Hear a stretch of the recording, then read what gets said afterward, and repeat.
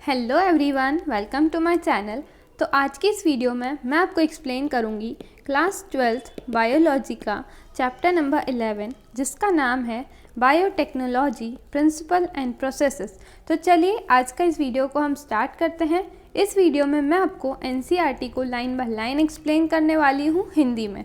ठीक है, तो चलिए हम स्टार्ट करते हैं। तो सबसे पहले जो बायोटेक्नोलॉजी वर्ड है वो दो पार्ट्स में डिवाइड करते हैं हम उसको। First is bio plus technology.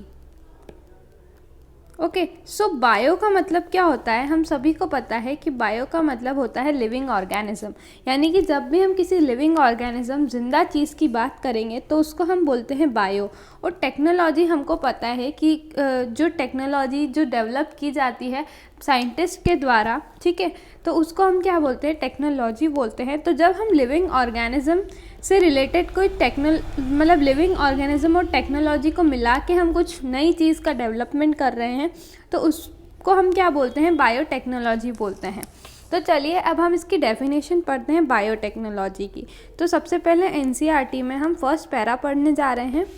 तो देखो, biotechnology deals with the technique of using living organism और enzyme from organism to produce product and processes useful to humans. मतलब कि बायोटेक्नोलॉजी में क्या होता है कि जो लिविंग ऑर्गेनिजम्स होते हैं हम उनका यूज़ करते हैं, या फिर उन लिविंग ऑर्गेनिजम्स के अंदर जो एंजाइम्स प्रेजेंट होते हैं उनका यूज़ करते हैं ताकि हम एक नया प्रोडक्ट या फिर हम एक नई प्रोसेस को बना सके, ठीक है, प्रोड्यूस कर सके, ठीक है, जो कि हमारे ह्यूमन बींग्स के लिए यूज़फुल हो। यानी कि बेसिकली बायोटेक्नोलॉजी का यूज़ हम ह्यूमन वेलफेयर के लिए यूज़ करते हैं। अब लिविंग ऑर्गेनिज्म जैसे कि हम यूज़ करते हैं बैक्टीरिया का, ठीक है, living organism like bacteria. Okay, so bacteria का यूज़ करेंगे हम या फिर दूसरे ऑर्गेनिजम्स का यूज़ करेंगे और फिर हम उससे क्या बनाएंगे, कुछ नया प्रोडक्ट या फिर कोई सी नई प्रोसेस बनाएंगे जो कि ह्यूमंस के लिए हेल्पफुल होगी।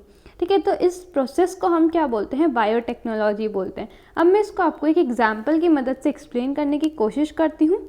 ठीक है, तो देखो हम एग्जांपल लेते हैं इंसुलिन का। अब इंसुलिन, हम सभी को पता है कि इंसुलिन एक हार्मोन होता है जो कि बीटा सेल्स रिलीज़ करती है। बीटा सेल्स पाए जाते हैं हमारे पेनक्रियाज के अंदर। तो जो बीटा सेल्स ऑफ पेनक्रियाज है वो रिलीज़ करते हैं हमारा हार्मोन जिसको हम बोलते हैं इंसुलिन। इंसुलिन का काम क्या होता है कि वो हमारे ब्लड में ग्लूकोज लेवल को मेंटेन करके रखता है।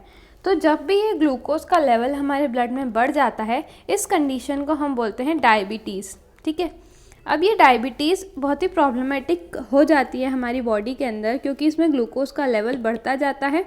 ठीक है, तो उसको ट्रीट करने के लिए हम इंसुलिन देते हैं। ठीक है, बाहर से इंसुलिन देते हैं। आर्टिफिशियली जो इंसुलिन होता है, इंसुलिन के इंजेक्शंस होते हैं वो हम इंजेक्ट करते हैं पर्सन के अंदर जिसको डायबिटीज़ है। ठीक है, तो ये इंसुलिन बनाया कैसे, ठीक है, जो आर्टिफिशियल इंसुलिन था, मतलब एक तो इंसुलिन होता है वो जो नेचुरली हमारी बॉडी में रिलीज़ होता है और एक जो हम बाहर से इंसुलिन देते हैं, तो वो इंसुलिन कैसे मिला। तो देखो, सबसे पहले क्या होता है कि लेबोरेटरीज़ में ये प्रोसेस होती है जिसमें कि एक बैक्टीरिया को लिया जाता है। फॉर एग्जांपल हमने ई कोलाई बैक्टीरिया लिया, दैट इज़ एस्टेरिशिया कोलाई। तो इस एस्टेरिशिया कोलाई में क्या डाला, प्लाज्मिड को इंसर्ट कर दिया। प्लाज्मिड क्या होता है, प्लाज्मिड होता है हमारा सर्कुलर डीएनए। ठीक है, तो जो बैक्टीरिया है इसके पास अपना अलग ही डीएनए प्रेजेंट होता है, पर हम जो बाहर से डीएनए डालते हैं उसको क्या बोलते हैं, हम प्लाज्मिड बोलते हैं। ठीक है, अब ये प्लाज्मिड क्या होता है, प्लाज्मिड में अलग अलग यहाँ पे जीन्स प्रेजेंट होते हैं। ठीक है, तो अब हम क्या करते हैं कि रेस्ट्रिक्शन एंजाइम होता है। ठीक है, रेस्ट्रिक्शन एंजाइम का काम क्या होता है कि वो मतलब कि जो हमारी डिज़ायर्ड जीन है उसको कट करने के लिए हेल्पफुल होता है। तो ये जो प्लाज्मिड था इसमें हमने यहाँ पे रेस्ट्रिक्शन एंजाइम की मदद से 2 कट लगाए। तो इसकी वजह से क्या हुआ कि ये वाला जो पार्ट था वो प्लाज्मिड से बाहर निकल गया और इस पार्ट की जगह हमने क्या करा, हमारा डिज़ायर्ड जीन को ऐड कर दिया। अब ये डिज़ायर्ड जीन कौन सा लिया हमने, जो ह्यूमन जीन लिया हमने, जो कि इंसुलिन के सिंथेसिस के लिए रिस्पॉन्सिबल होता है। ठीक है, तो वो इंसुलिन सिंथेसिस वाला जीन हमने यहाँ पे इसमें लगा दिया। हमने किसकी मदद से इसमें लगाया, तो जब भी हम किसी चीज़ को चिपकाते हैं तो उसके लिए हमको ग्लू की ज़रूरत होती है। तो यहाँ पे ग्लू क्या है, हमारा डीएनए लाइगेज है। ठीक है, ठीक है। जो कट करता है उसको बोलते हैं हम रेस्ट्रिक्शन एंजाइम, यानी कि ये कैंची है, और ये जो ग्लू है उसको हम बोलते हैं डीएनए लाइगेज। ओके, तो हमने यहाँ पे हमारा डिज़ायर्ड जीन ऐड कर दिया। अब हमको क्या करना है कि इस जीन की नंबर ऑफ़ कॉपीज़ को बढ़ाना है। तो अब क्या करेंगे हम, ये वाला जो हमने बनाया ना, इसको हम क्या बोलेंगे, रिकम्बिनेंट डीएनए बोलेंगे। क्यों? क्योंकि हमने इसमें हमारा डिज़ायर्ड जीन ऐड कर दिया, तो अब ये डीएनए कैसा हो गया, हमारा रिकम्बिनेंट डीएनए हो गया। अब इस रिकम्बिनेंट डीएनए में जिसमें हमारा डिज़ायर्ड यानी कि हमारे काम का जो जीन है जो हमको चाहिए वो है, तो इसको हम वापस से हम एक नए बैक्टीरिया के अंदर डाल देंगे। ठीक है, फिर बैक्टीरिया के अंदर हमने इसको प्लाज्मिड को क्या कर दिया, डाल दिया। अब क्या होगा, जब ये बैक्टीरिया डिवाइड होगा उसके साथ साथ इसका जेनेटिक मटेरियल भी डिवाइड होगा। तो इस तरह से हमको बहुत सारे प्लाज्मिड मिल जाएंगे जिसके अंदर हमारा डिज़ायर्ड जीन प्रेजेंट होगा। तो इस तरह से हमने इंसुलिन का जो वो है, इंसुलिन के सिंथेसिस के लिए जो जीन रिस्पॉन्सिबल है उसको डिवाइड कर लिया। फिर हम उस जो जीन है जो सिंथेसिस कर रहा है उसको हम सेपरेट कर लेंगे और हमको क्या मिल जाएगा, इंसुलिन मिल जाएगा। तो ये बेसिकली हमारी प्रोसेस थी जिसमें हमने क्या लिया, एक लिविंग ऑर्गेनिज्म। ठीक है, ये हमारा जो बैक्टीरिया था ये लिविंग ऑर्गेनिज्म था। इसकी मदद से हमने क्या किया, हमारे जो ह्यूमन बींग्स के लिए जो हेल्पफुल चीज़ है जैसे कि इंसुलिन, उसका हमने सिंथेसिस कर लिया। ठीक है, तो एक नया प्रोसेस, नया प्रोडक्ट बना लिया हमने जो कि हमारे ह्यूमंस के लिए यूज़फुल था। आई होप आपको इतना क्लियर हो गया होगा। ठीक है, अब हम पढ़ते हैं आगे। In this sense making curd, bread और wine which are all micro-mediated process could also be thought as a form of biotechnology। तो ये जो कर्ड, ब्रेड और वाइन बनाने की जो प्रोसेस है इनके अंदर भी कहीं ना कहीं माइक्रोब्स का यूज़ होता है जब जा कर के ये प्रोसेस होती है, यानी कि ये चीज़ें बनती है। ठीक है, तो ये चीज़ें कैसे बनती है, देखो जो कर्ड है, कर्ड को बनाने के लिए हमारा लिविंग ऑर्गेनिज्म यूज़ होता है, उसको हम क्या बोलते हैं, लैक्टोबैसिलस बोलते हैं। लैक्टोबैसिलस का एक और नाम होता है लैक्टिक एसिड बैक्टीरिया, जो कि कर्ड बनाने में हेल्पफुल होता है। ठीक है, बिना लैक्टोबैसिलस के कर्ड बनाना पॉसिबल नहीं है। जैसे कि आपके घर में भी जैसे दही बनाया होगा आपकी मम्मी वगैरह ने, तो वो क्या करते हैं कि जो पुराना जो दही है उसका 1 स्पून ले लेते हैं और फिर वो जो नया मिल्क को हमने जो हल्का सा वार्म किया उसके अंदर हम वो डाल देते हैं और फिर उसको कुछ समय के लिए रख देते हैं। तो क्या होता है कि वो जो हमने पुराना जो दही था उसमें लैक्टोबैसिलस बैक्टीरिया था, वो जो बैक्टीरिया है हमने नए वाले मिल्क में हमने डाल दिया, तो वहाँ पे क्या हुआ कि जो लैक्टोबैसिलस है उसने डिवाइड किया। ठीक है, वो डिवाइड करके उसने पूरे ही मिल्क को कर्ड में कन्वर्ट कर दिया। ठीक है, तो ये हमारा इम्पॉर्टेंट रोल इस तरह से लैक्टोबैसिलस बैक्टीरिया प्ले करता है। इसी तरह से वाइन और ब्रेड और वाइन जो है वो किसकी मदद से बनते हैं, यीस्ट की मदद से बनते हैं। यीस्ट कौन सा, सैक्रोमाइसीस सर्विसियाई नाम का यीस्ट होता है जो कि ब्रेड और वाइन के सिंथेसिस यानी कि प्रोडक्शन में हेल्पफुल होता है। ठीक है, तो ये जो सारी चीज़ें थी ये भी हमारी बायोटेक्नोलॉजी के अंदर आती है। ठीक है, however it is used in a restricted sense today to refer to such of those processes which use genetically modified organism। अब देखो ये जो चीज़ है ना ये कहीं ना कहीं restricted सेंस में यूज़ होती है आज के समय में। ठीक है, तो आज के समय में क्या यूज़ होता है, हमारे जेनेटिकली मॉडिफाइड ऑर्गेनिजम्स यूज़ होते हैं। हम जेनेटिकली मॉडिफाइड ऑर्गेनिज्म क्या होते हैं, देखो जेनेटिकली मॉडिफाइड ऑर्गेनिज्म को GMO बोला जाता है। अब GMOs क्या होते हैं, any organism whose genetic material has been altered using the genetic engineering technique. अब इसमें क्या होता है, इसमें ऐसे ऑर्गेनिज्म आते हैं जिनका जो जेनेटिक मटीरियल है उसको ही हमने अल्टर कर दिया यानी कि चेंज कर दिया। किस टेक्निक की मदद से, जेनेटिक इंजीनियरिंग टेक्निक की मदद से। ठीक है, तो जीन में हमने क्या कर दिया, कुछ मॉडिफिकेशन कर दिया हम बोल सकते हैं। जैसे कि एक यहाँ पे मान लो प्लाज्मिड का ही हम एग्जांपल लेते हैं, यह है हमारा प्लाज्मिड। ओके, सो हम यहाँ पे जो है प्लाज्मिड में हमको हमारा डिज़ायर्ड जीन जो चाहिए था, जो कि मान लो कि रिस्पॉन्सिबल है फॉर द आई कलर। ठीक है, तो आई का कलर के लिए एक जीन रिस्पॉन्सिबल है, तो यहाँ पे जो जीन प्रेजेंट है वो यहाँ पे मान लो कि वो ब्लैक कलर के लिए, ब्लैक कलर ऑफ आइस के लिए रिस्पॉन्सिबल है। अब हमको क्या करना है कि जो आइज़ है वो ब्लू कलर की चाहिए, तो हम यहाँ पे एक जीन ऐड कर देंगे जो कि किस चीज़ के लिए रिस्पॉन्सिबल है, ब्लू कलर ऑफ आइज़ के लिए रिस्पॉन्सिबल है।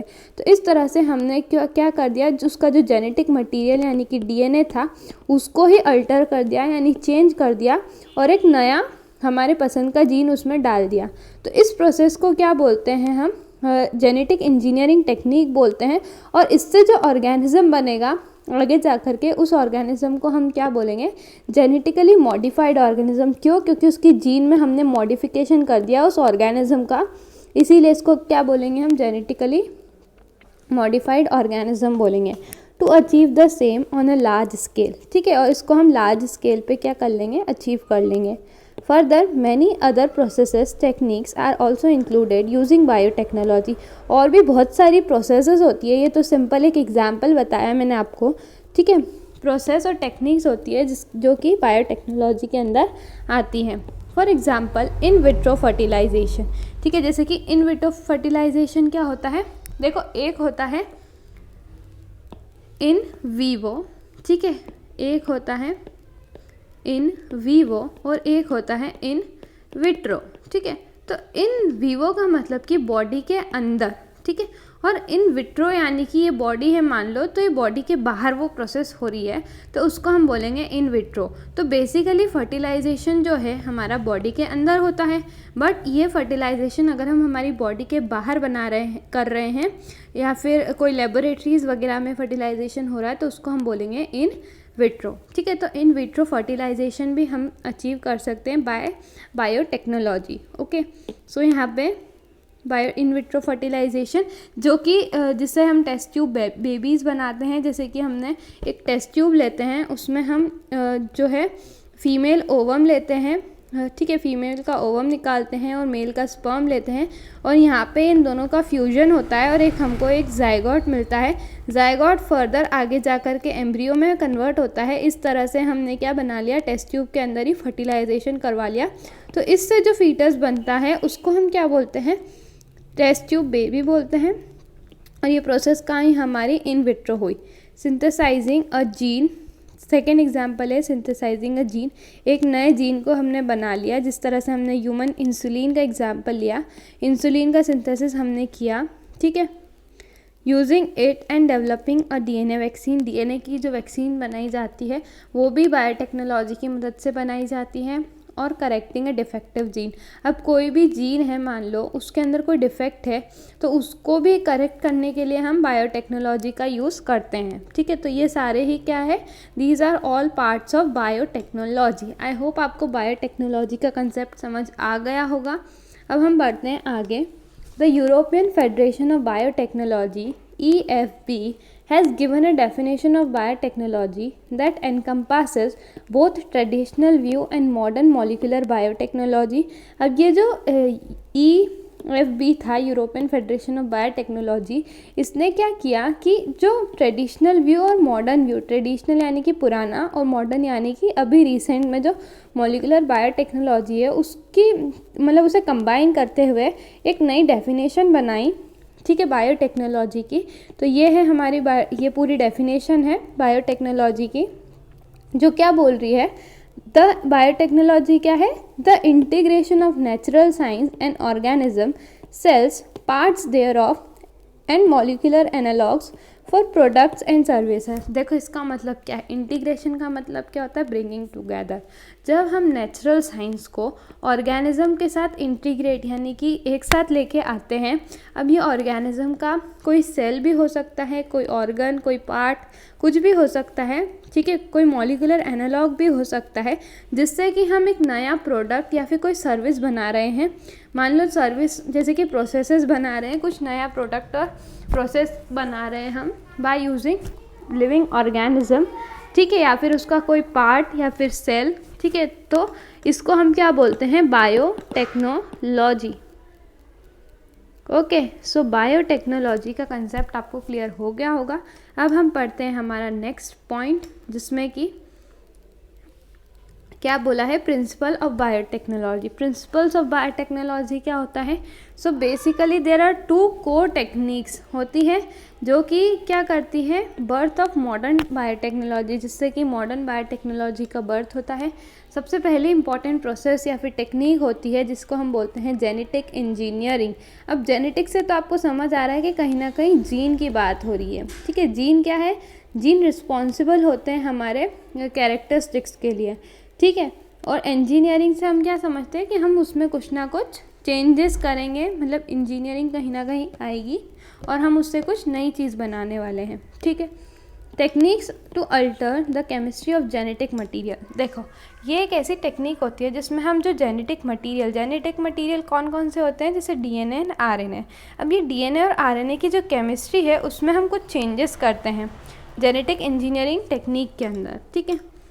देखो, to introduce these into host organism. अब ये जो डीएनए और आरएनए है उसको क्या करते हैं हम, कोई नए होस्ट ऑर्गेनिज्म के अंदर क्या कर देते हैं, इंसर्ट कर देते हैं to and thus to change the phenotype of host organism, जिससे कि जो होस्ट ऑर्गेनिज्म है इसका फिनोटाइप ही चेंज हो जाए। फिनोटाइप यानी कि हम, फिनोटाइप का मतलब होता है कि फिजिकल अपीयरेंस, ठीक है, कि मतलब फिजिकल स्ट्रक्चर बोल सकते हैं हम, कि उसका फिजिकल स्ट्रक्चर ही चेंज हो जाए। मान लो कि एक ऑर्गेनिज्म था, होस्ट ऑर्गेनिज्म, जिसकी हाइट छोटी थी, ठीक है। ये ऑर्गेनिज्म है जिसकी हाइट छोटी थी, इसमें हमने एक जीन इंसर्ट किया by the technique of genetic engineering. तो उसमें हमने उसके जो होस्ट ऑर्गेनिज्म का डीएनए है उसमें हमने एक जीन ऐड कर दिया जो कि काय के लिए रिस्पॉन्सिबल है, हमारा जाइंटिज्म, यानी कि हाइट के लिए रिस्पॉन्सिबल है। तो ये जीन हमने जब उसमें इंसर्ट किया तो वो ऑर्गेनिज्म की हाइट अल्टीमेटली बढ़ गई, तो उसका फिनोटाइप भी एक तरह से चेंज हो गया, क्योंकि हमने उसके जो जेनेटिक मटेरियल है उसका, जैसे कि ये डीएनए है, ये है उसका डीएनए, इसके अंदर हमने हमारा डिज़ायर्ड जीन ऐड किया, जिसके कारण कि उसमें मॉडिफिकेशन हो गया होस्ट ऑर्गेनिज्म में और उसका फिनोटाइप पूरा चेंज हो गया। अब देखो, आपने है ना वो पढ़ा होगा सेंट्रल डॉगमा। सेंट्रल डॉगमा में क्या होता है, डीएनए जो है आगे डीएनए से हमारा आरएनए बनता है, आरएनए से हमारा प्रोटीन बनता है। अब जब हम डीएनए में ही चेंज कर देंगे तो आरएनए भी चेंज होगा, आरएनए चेंज होगा तो प्रोटीन चेंज होगा, और प्रोटीन ही जो है रिस्पॉन्सिबल होता है हमारे फिनोटाइप के लिए। तो प्रोटीन जब चेंज होगा तो हमारा फिनोटाइप भी चेंज हो गया। इस तरह से मैंने आपको इसका मैकेनिज्म ऑफ एक्शन समझा दिया कि किस तरह से ये होस्ट ऑर्गेनिज्म में के जेनेटिक मटेरियल में क्या कर देता है, मॉडिफिकेशन कर देता है, चेंजेस कर देता है, ठीक है। तो it is a technique to alter the chemistry of genetic material DNA and RNA. इसको हम क्या बोलते हैं, जेनेटिक इंजीनियरिंग बोलते हैं, और इसी को ही हम क्या बोलते हैं, रिकम्बिनेंट डीएनए टेक्नोलॉजी भी बोलते हैं, ठीक है। इसके बारे में भी हम नेक्स्ट वीडियोज़ में पढ़ेंगे, ठीक है। तो ये वीडियो जो है हमारी पार्ट 1 है, जिसमें हम इंट्रोडक्शन के बारे में पढ़ रहे हैं, ठीक है। आगे के जो पार्ट्स है वो आपको या तो डिस्क्रिप्शन बॉक्स में मिल जाएंगे या फिर आई बटन में मिल जाएंगे, ठीक है, या फिर आप प्लेलिस्ट भी चेक कर सकते हैं। सेकंड पॉइंट, जो सेकंड प्रोसेस या फिर सेकंड टेक्निक होती है जिसमें हम क्या करते हैं, maintenance of sterile microbial contamination free, ठीक है।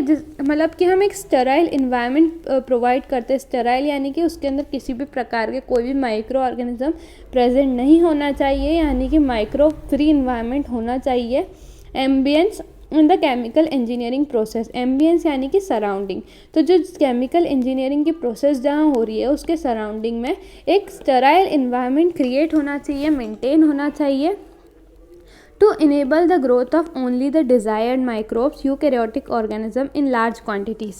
तो जिसके कारण क्या होगा, सिर्फ हमारा जो डिज़ायर्ड यानी कि जो हमारे काम का माइक्रोब है उसकी ही ग्रोथ होगी, और दूसरे जो अनडिज़ायर्ड जो माइक्रोब्स हमारे इन्वायरमेंट में प्रेजेंट होते हैं उनकी ग्रोथ नहीं होगी, ठीक है। For the manufacturing of biotechnological product, तो इस तरह से हम बायोटेक्नोलॉजिकल प्रोडक्ट यानी कि हमारा डिज़ायर्ड माइक्रोब को हम क्या करेंगे, ग्रोथ करवा लेंगे, जिससे कि हम जैसे बहुत सारे प्रोडक्ट्स बना सकते हैं बायोटेक्नोलॉजिकल प्रोडक्ट्स, जैसे कि एंटीबायोटिक्स, वैक्सीन्स, एंजाइम्स एक्सेट्रा। तो ये सारी चीज़ों का हम जब सिंथेसिस करवाते हैं तो उसके लिए क्या है, स्टेराइल इन्वायरमेंट मेंटेन करना पड़ता है, ठीक है। तो ये यहाँ पे हमारी दूसरी इंपॉर्टेंट टेक्निक हुई जिसमें हम sterile microbial contamination free environment create करते हैं। ठीक है, तो यहाँ पे हम इस वीडियो को एंड कर रहे हैं। आई होप आपको एक्सप्लेनेशन समझ आया होगा। अगर